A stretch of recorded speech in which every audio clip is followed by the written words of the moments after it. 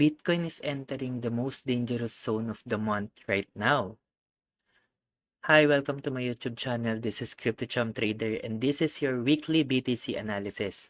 So this is our analysis and I hope nakita niyo yung BTC analysis natin from last week. And ito yung effect niya. Almost $600 million worth liquidation for the past 60 minutes and also as BTC goes down to 77K level. Okay? Also from last week discussion, na-explain ko sa Telegram na most likely BTC will dump right here because dito nakatingin yung mga smart money or yung manipulation, mga bear and bull trap. And also for this week, syempre pag bumaba siya dyan, magko-continue tayo ng bearish movement natin for this week. So that is our bias, bearish. Pero in this case, pwede siya mag sideways for the meantime. I will explain bakit tayo bearish right now. Look at this level right here and also here. Paulit-ulit nagre-react si BTC sa zone na to. Retailer din ako, pero most retailers nakafocus dito sa mga zones ng support and resistance. This one and this one. Now, what I want to discuss here is ano yung nakikita ng retail, ano yung possible ginagawa ng smart money, and saan yung mga possible trap dito sa area na to. So, let me remove all my analysis para makita niyo ng mas malinis. So, natapos na yung liquidation dito sa majority ng retailer dahil na-sweep na sila. Either short yan or ginawa nilang parallel channel. Na-sweep na sila and nag-panic selling na dito. Supposed to be dapat yung selling pressure dito is hanggang dito lang, pero dahil meron tayong mga panic sellers, sabihin natin merong millions of traders or retail traders na matatakot mag-position ng long, so nagpa-panic sell sila, lalong bumabagsak yung market and nag-a-add siya sa pressure ng seller.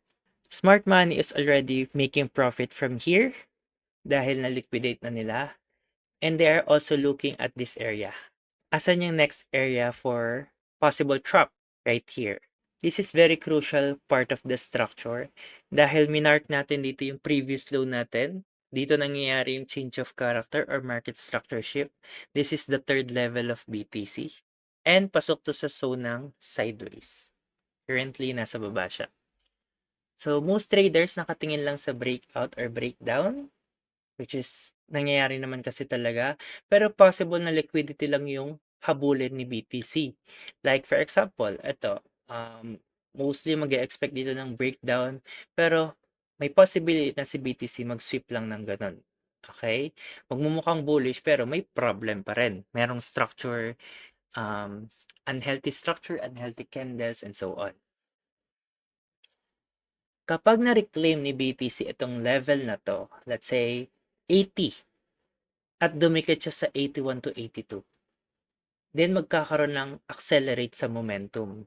Dahil again, matatakot yung mga seller and yung mga FOMO papasok pa din.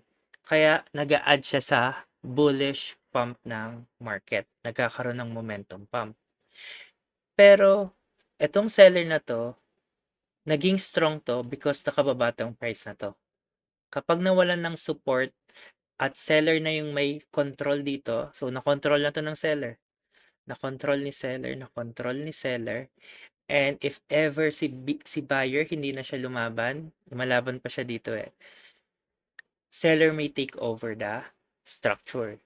And possibly, mababa niya to ng candle closer, mag-retrace dito, and ubusin niya yung structure in one day. Why here? Kasi dito galing yung first level natin ng structure.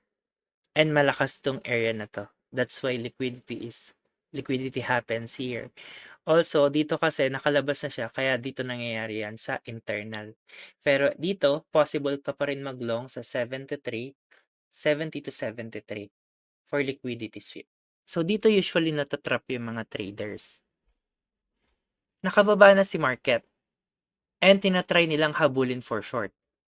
Possible na goods naman yung analysis nila pero nag-short sila dahil si market bumaba na. Parang catching the falling knife. So kung gusto mo mag-short dito, dapat yung analysis mo galing ka sa taas.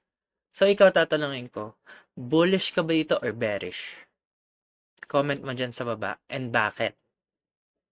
Ngayon, yung analysis ko dito, if bearish ka, dapat dito pa lang sa taas, short na yung bias mo, naghahanap ka na ng short position. Pero ako, dahil bullish ako ng long term, 90 to 100k, possible na hanapan ko tong area na to, or most possibly, hanapan ko siya dito sa ilalim. And if walang ipakita sa akin sa market, syempre, walang matutuloy na bullish or long position. So, kung bullish scenario ka, you can look here below.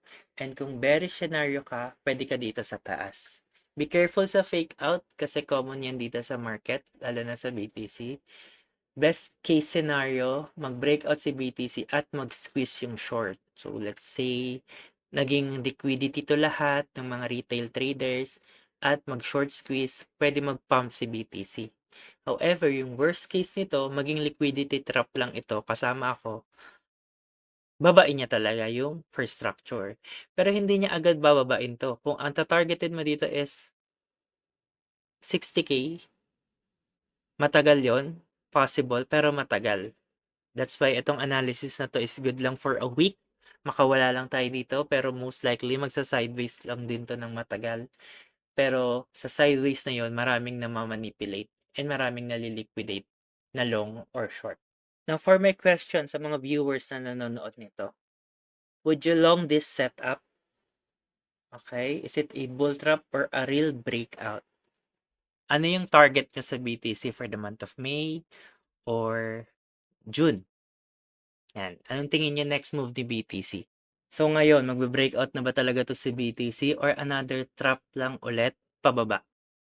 And that's your assignment. Thank you for watching. Please follow, like, and subscribe. See you ulit sa next video analysis.